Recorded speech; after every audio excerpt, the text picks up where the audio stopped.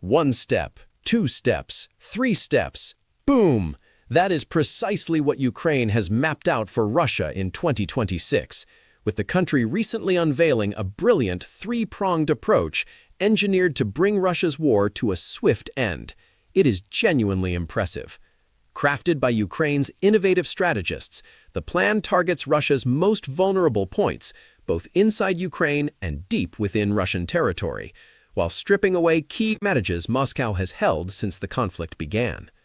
Stay tuned until the end of this analysis, where we detail how Ukraine is turning this blueprint into reality to cripple Russia. Before diving in, comment number 2 if you support Ukraine, number 3 if you support Russia, and number 4 if you love peace. First, consider the initial prong, sealing Ukraine's skies against Russia for good. That is how Ukraine's Minister of Digital Transformation, Mikhailo Fedorov, described the opening phase of a three-step plan to fully terminate Russia's war against Ukraine. In a Telegram post, Fedorov laid out the rationale. Protecting civilians and infrastructure remains the top priority. Our objective is to detect 100% of aerial threats in real time and intercept at least 95% of missiles and drones. It is evident why Ukraine has prioritized paralyzing Russia by bolstering air defenses. Russian drones, missiles, and guided bombs likely represent Putin's most critical tools, not only for degrading Ukrainian forces, but also for terrorizing the civilian population. In January alone, Russia launched 91 ballistic missiles into Ukraine, marking the highest monthly total since Putin initiated the full-scale invasion. Those 91 ballistic missiles formed part of broader airstrikes that included a total of 158 missiles, roughly 5,500 guided aerial bombs, and more than 6,000 attack drones directed at Ukraine. Putin's clear intent has been to overwhelm Ukraine's air defense network, and Russia has succeeded more effectively than many in Kyiv anticipated. Throughout the winter, Moscow sustained a high-intensity campaign against Ukraine's power grid, leaving more than 1.2 million Ukrainians without electricity by late January. Russian airstrikes have disproportionately targeted civilians rather than military assets, a pattern reflected in the staggering civilian casualty figures Ukraine has endured. According to data compiled by the United Nations High Commissioner for Human Rights, Russia has inflicted 56,550 civilian casualties in Ukraine as of January 31, 2026. That tally includes 15,172 civilians killed and 41,378 wounded, and these are only the incidents the UN could verify. It would be inaccurate to attribute all such losses solely to airstrikes, but they almost certainly constitute the largest contributor, as Russian missiles, drones, and bombs rain down on Ukrainian cities nearly every week. Fedorov explained that Ukraine already has a plan in place to mitigate the effects of Russian aerial assaults, and completing it will also mark fulfillment of the first phase in Ukraine's three-pronged strategy. The development of a multi-layered small air defense system and the scaling up of interceptors are underway. Significant organizational changes have begun, Fedorov declared, adding, "When the sky is sealed, the country will function normally." The reference to interceptors is especially significant. Beyond direct damage when they hit, Russian attack drones serve a key role in draining Ukraine's air defense resources. A single Shahed-type drone costs Russia roughly $35,000 to produce. Far too inexpensive a target for Ukraine to expend a high-value surface-to-air missile, often 5 or 10 times more expensive on. It makes far more sense for Ukraine to field an air defense tier capable of neutralizing Shahed drones with lower-cost weapons, forcing Russia to waste far more money per swarm than it can recoup from any gains inside Ukraine. That is where interceptor drones enter the picture. United 24 Media reported on February 24 that Ukraine has dramatically improved the effectiveness of its interceptor drones, which now account for 30% of all Russian aerial objects destroyed over Ukraine. Each such drone is inexpensive and scalable, costing Ukraine only $3,000 to $5,000 per unit. In other words, one interceptor drone downing a Shahed not only potentially saves a target inside Ukraine, but also costs Russia a full $35,000. Scale that across thousands of Shahed losses, and Ukraine inflicts a relatively modest expenditure to punch a major hole in Russia's war budget. That may offer a hint at the third prong of Ukraine's emerging strategy. But first, the second phase merits attention. With the skies ideally secured at a 95% intercept rate against Russian aerial objects, Ukrainian civilians and troops on the ground can operate with reduced fear. They can also focus on the immediate task, inflicting unsustainable losses in Russian personnel and equipment for every piece of Ukrainian territory Moscow seizes. The concept here is that high attrition defense can prove as potent as a strong offense, compelling Russia to expend resources faster than it can replenish them. And that defines the second prong, depleting Russia's resources across land, sea, and cyberspace. The ground domain appears central to Fedorov's focus, as he explained in his Telegram post. The front line holds firm thanks to the steadfast heroism of Ukrainian soldiers. The enemy pays dearly for every kilometer of Ukrainian land. In the Donetsk sector, there are 156 enemy troops per square kilometer. Our goal is more than 200 occupiers destroyed per square kilometer, Fedorov stated. The logic is straightforward. Russia fields a finite number of troops, X. If Ukraine can eliminate Y, where Y exceeds X per square kilometer, it will burn through Russia's entire army from the roots. Ukraine remains far from that threshold. In 2025, Russia seized 4,831 square kilometers of Ukrainian territory, according to the Institute for the Study of War, ISW. That figure may invite debate, given Moscow's pattern of inflated territorial claims late in 2025, as Putin sought leverage for peace talks. Accepting it for calculation purposes, however, yields Russia's casualty rate per square kilometer seized in 2025.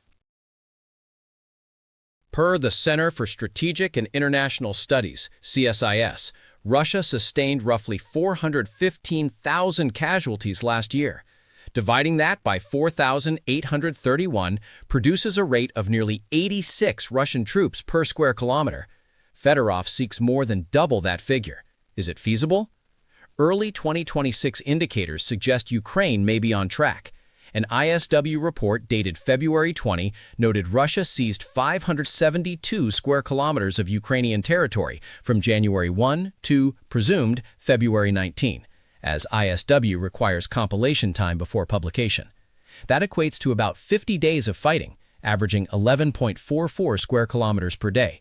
Extrapolating to January's 31 days yields roughly 354.64 square kilometers.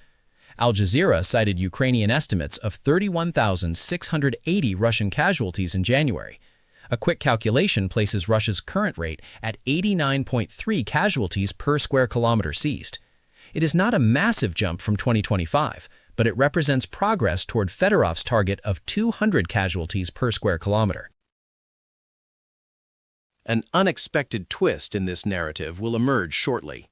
Ukraine's defense minister described that magic number of 200 as the attrition threshold needed to render advances through Ukraine untenable for Russia. Until that level is reached, every incremental rise in casualties per square kilometer will at minimum slow Moscow. Ambitious goals are no flaw, and Ukraine knows exactly what it must achieve to render Putin's invasion prohibitively expensive in manpower terms. Signs are mounting that Ukraine is forcing Russia into tough manpower choices. First, Russian recruitment appears to be faltering. The Telegraph reported that Western analysts believe Russia recruited fewer troops than it lost over the past 3 months as of February. The paper cited roughly 35,000 recruits per month.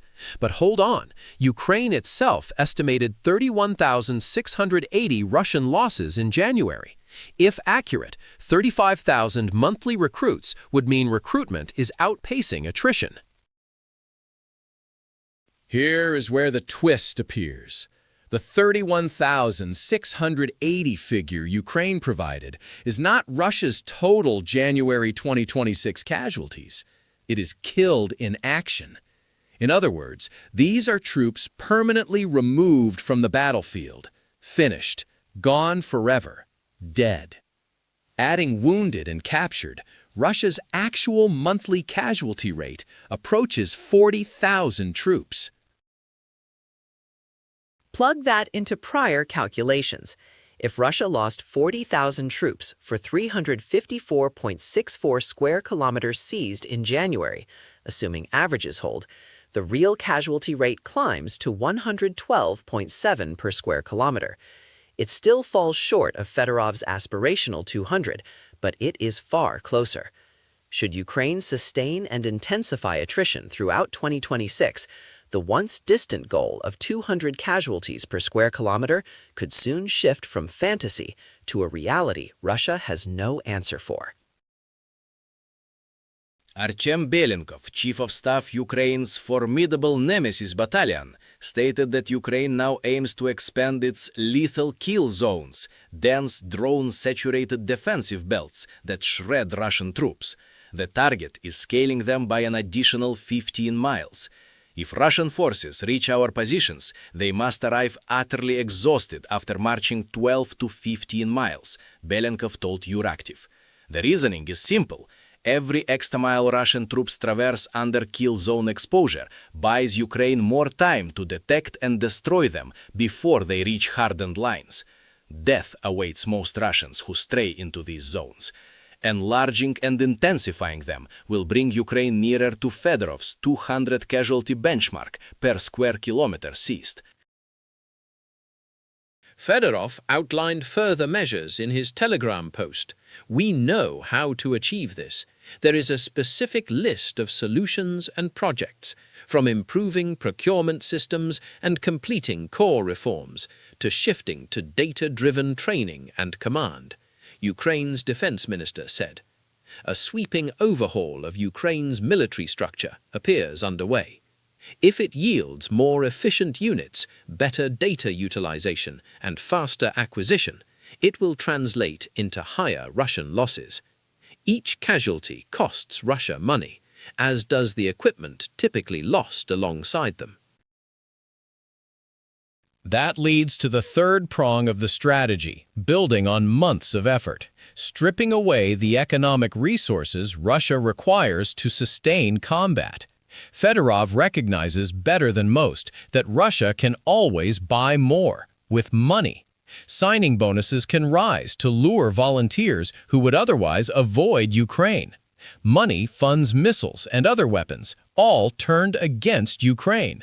Sever the financial arteries feeding Russia, and you create a state incapable of bankrolling Putin's reckless invasion. The war continues because Russia has money. Money for missiles and drones, money for soldier contract, money for propaganda, Fedorov declared. The key enabler of that spending is Russia's most vital resource, oil. Thus, the third prong will see Ukraine collaborate with partners to target Moscow's shadow fleet directly. Russia sells oil worldwide via the so-called shadow fleet. It is from this revenue stream that the war is funded. If that channel is severed, war resources will plummet sharply. What is needed? Tougher sanctions, coordination with partners, a strategy against the shadow fleet, and joint maritime actions with allies, Fedorov said, and he is squarely on target. The shadow fleet has served as Russia's lifeline since Putin's invasion of Ukraine. As sanctions tightened, Putin assembled a fleet of aging tankers to evade restrictions for years. Precise numbers remain murky, fitting the fleet's clandestine nature. In December, United 24 Media reported the Shadow Fleet comprised more than 1,240 vessels, carrying about 69% of Russia's seaborne crude oil exports. The Center for Strategic and International Studies estimates Russia's dark fleet generates $87 billion to $100 billion annually, all revenue the Kremlin can tax to fuel its appetite for aggression against Ukraine. That is the economic artery Ukraine must sever. Physically destroying the Shadow Fleet is hardly realistic, though Ukraine scored past successes, including a December UAV strike on the tanker Kandil in the Mediterranean. The fleet's scale exceeds 1,200 vessels. Russia can acquire more, especially cheap, barely seaworthy old tankers, keeping Shadow Fleet expansion inexpensive. What is required, as Fedorov noted, is intensified cooperation between Ukraine and its partners to make Shadow Fleet oil deliveries far more difficult to sanctioned buyers. Sanctions and blockades help, though Russia swiftly circumvents them via flag changes and shell companies. Occasional seizures generate headlines, as the Royal United Services Institute, RUSI, has noted, but they fall short of halting the entire fleet. Real change, RUSI argues, demands the collective West stop abetting the Shadow Fleet by selling tankers and making sanctions evasion too easy. Greece, for instance, imposes EU sanctions on Russia, yet has aided Shadow Fleet growth through tanker sales. For RUSI, and likely Ukraine, genuine progress requires unified Western action backing rhetoric with concrete measures. Positive steps are emerging. The G7 established a Shadow Fleet task force, including the Nordic-Baltic 8+ group, to build a network committed to suppressing the fleet. RUSI adds that such task forces should draw in Indo-Pacific nations, where Shadow Fleet vessels operate freely and endanger maritime traffic. In short, much more remains to be done. If Ukraine completes the first two prongs, it can devote greater effort to partnering against the Shadow Fleet. Coordinated seizures and legal gap closures could deprive Russia of billions in oil revenue, funds the Kremlin cannot tax amid a 2026 budget deficit projected at triple its official target. Every measure of economic pain Ukraine inflicts weakens Putin's war machine. Ultimately, Fedorov seeks to render the invasion economically, as well as militarily, unviable for Russia. Earlier, we urged following to the end for insight into how Ukraine intends to execute its plan. The key question now, how to implement a three-pronged strategy through a three-step execution process. Concluding his Telegram post, Fedorov revealed three imperatives for turning ambitious plans into results. First, deepen partnerships. Mutual beneficial cooperation to achieve record international aid volumes this year for procuring drones, ensuring stable military pay, bolstering air defense, and meeting other defense needs, Fedorov specified for this execution phase. Factor in Shadow Fleet efforts, and Ukraine demonstrates clear understanding. Strengthening ties with those opposing Putin's actions will markedly weaken Russia. Second, maintain technological superiority over Russia. Stay at least 10 steps ahead of the enemy in every technology cycle. Retain leadership in the innovation war, Fedorov phrased it, and Ukraine has excelled here. As the national interest observed, Ukraine has transformed itself into a steel porcupine that inflicts deep wounds on Russia with every ordered assault. Relentless innovation defines Ukrainian operations, with roughly 80% of Russian casualties stemming from unmanned systems.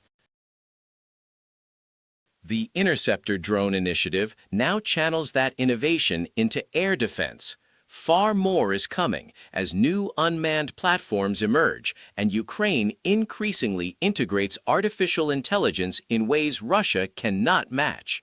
Finally, Ukraine must master the mathematics of war. More data means greater harm to Russia. Thanks to the eBal system via Delta, we are receiving high-quality battlefield data. The next step is turning data into a decisive force, to see more, to think faster, to strike more precisely, Fedorov said.